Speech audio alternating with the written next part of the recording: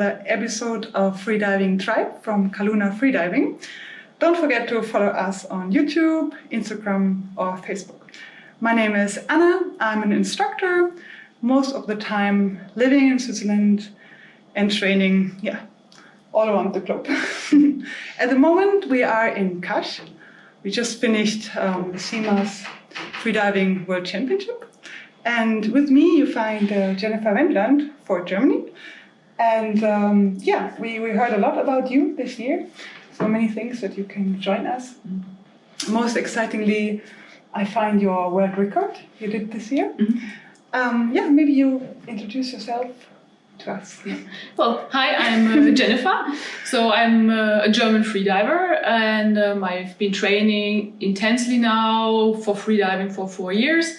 And last year I set on the journey and put myself the goal to have a freediving world record one day. And I'm happy I could realize that goal this year. So big step is taken. Wow, it's really amazing. So to be correct, you did the world record for AIDA, right? Exactly, yeah. Okay, and how long did you train for it?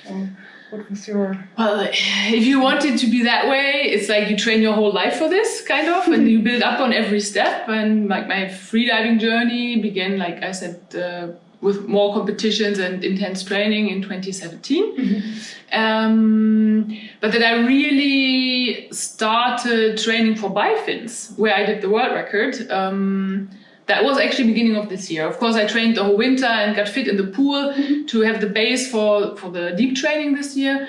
But it was only when in the training, beginning of this year in April, I started my depth training of the season. I found out after only 14 days that I could go really, really deep in bifins. And then I set my mind on that goal and said, okay, we have to do it. Wow, super cool. Yeah. So what I can hear from this is you started your training in COVID times. I started working with Martin Zayats last year in end of February, which was like actually really right before the lockdown, which was a super lucky timing for me because then I had training schedules and he also helped me to keep the motivation, although, he had no idea how long the lockdown would be, how long COVID will last, if there's any possibility to have a competition last year or this year, or what I'm even training for. We just didn't set a goal at that moment, but we just said, okay, we train to get better, and wherever it takes us, that's where it will take us. And it was a perfect combination beginning of last year. Yeah. Wow, it's so impressive. And especially for you, I know you also a little bit. I know that you have a proper job and that you are most of the time that you live in Germany. So like us in Switzerland, we always try to maximize our trainings, the training that we do outside of the water, the training that we have in pool, or with COVID times even at home. So what would you say, what training, exercise or something particular that really that really enabled you to go so quickly, so deep and so strong? I mean, you're really a strong diver. You can see this with every dive eye video. And you also told me that your legs are never really tired, and it's really amazing. Yeah. I think there are several factors. So we started with a lot of endurance training, which sets the base for everything you do, because you will not survive your harder training if you don't have the endurance to go through it. So after a really lot of endurance training, we started with more specific training for freediving. So I would do a lot of gym training also for my legs, but especially also a lot of cycling, also interval cycling. And I think this is what made my legs really strong enough for bifins to do a lot of interval work on the bike and in the pool. Okay, cool. Yeah, and it seems that your breath hold was also ready to go deep, no, at the same time. Yeah, this is something that developed probably just along the path, because we never did specific O2 training. Okay. A lot of CO2 training, but of course that in the end will also add up to some amount of O2 training. But we never did specific O2 training because it was not yet the time for me to do so. But I'm pretty sure that for next season we will also add some O2 training. Cool. So, and especially for us, like with Kaluna freediving, we also teach a lot of equalization. And like, what did you do for equalization? Did you train, try, or how did you train? Well, I was really bad at equalization in my beginning of my career. I think in my beginner's course, I struggled like everybody else to even make it to 20 meters somehow. So it was really step by step that I would learn the different skills. So learning Frenzel in the beginning, because that wasn't natural to me. And then learning how to do a mouthfill, and in the end, how to actually use that mouthfill. But the funny thing is, even if you think you already know how it works, like with every dive, with every year you train, you find out something new. And okay, my mouthfill can even be bigger.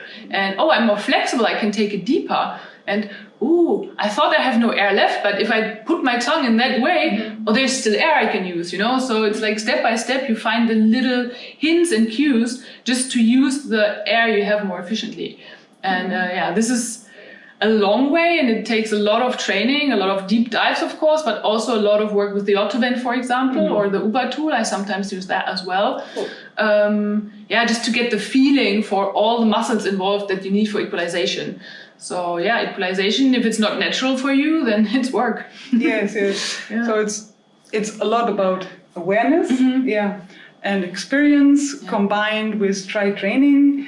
Yeah, so it's not an easy way for anyone, I think, but it's really nice that you were able to bring all those skills together at the right moment. Yes. In 2021. Amazing. And then we had just I think 1 week ago. Yes, actually, yes. We arrived from Limassol, where we had the AIDA Freediving World Championship, and I wanted to say you came home with 2 gold medals, but you're not home yet. Yeah, but I will bring them home. Amazing. Yeah. And you did a very amazing bi-fin dive again. And you did a constant weight no-fin dive, also gold medal. Yes. Yeah, it was a great experience for me. Of course, in bi-fins, I kind of expected that I would compete for gold. And I'm really happy that it worked out already on the first day, making this big step, and like becoming a world champion is a super great feeling. Yes. I was really grateful for that everything worked out and came together on that day. But all my dives after that were like a real struggle, because I started getting sick on the free immersion day. Also seasick, and my immune system shut down, and I was feeling weaker and weaker from day to day, and I was just like, please let this end, this world championship. Like I don't have the energy to do it anymore. But I'm still happy that I could place 3rd also in constant weight with monofin. Yeah. And then on the last day, which was the backup day, because they had postponed the no-fins dive for bad conditions. I remember that day. And I'm glad that I didn't have to go on the strong current. The dive got postponed, but like the World Championship was really long this way. So having 9 days of World Championship and having to do the no-fins dive in the end, I was like, okay, let's just get it over with. And I tried my best. I took all the energy I had. And when I came to the surface, I just hang to the line. I'm like, okay, I'm not letting this medal go. This is mine now. And it was not my best dive, but I fought through it. And I'm happy I made it. Very nice. Yeah. I mean, you fought for it. You got it. Yes. That's what counts. Nice white card.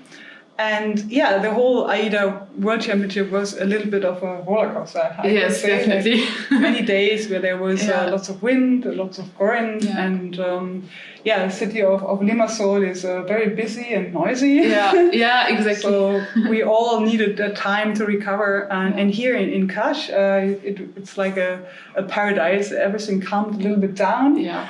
And so the competing continued for you here in Kash as well, but. Yeah, we were talking in the beginning of the competition. You said, okay, I take this one as a holiday. Yeah. And you really managed well. You had just beautiful dives, white cards, and just smiling and happiness. Yeah, well, I'm still a bit sad that on the first day I couldn't compete in monofin because I had like super bad food poisoning the day before. Yeah. So after that started just eating at home and not outside anymore. So I took it really easy on free immersion because I was still a bit weak from the food poisoning. But now the last 2 days, yesterday no fins and today by fins, I felt strong again. So I did the same depth as I did in Limassol, just in a much more beautiful way. So they were super strong dives and made me really happy. So this was the perfect ending of my season, I would say. Perfect. Outside of freediving, what is your biggest passion or interest? Cycling. Cycling, okay. Yeah, because this is something that I can do together with my husband, and we spend a lot of time outside in the nature, and you can explore places where, other people usually don't go.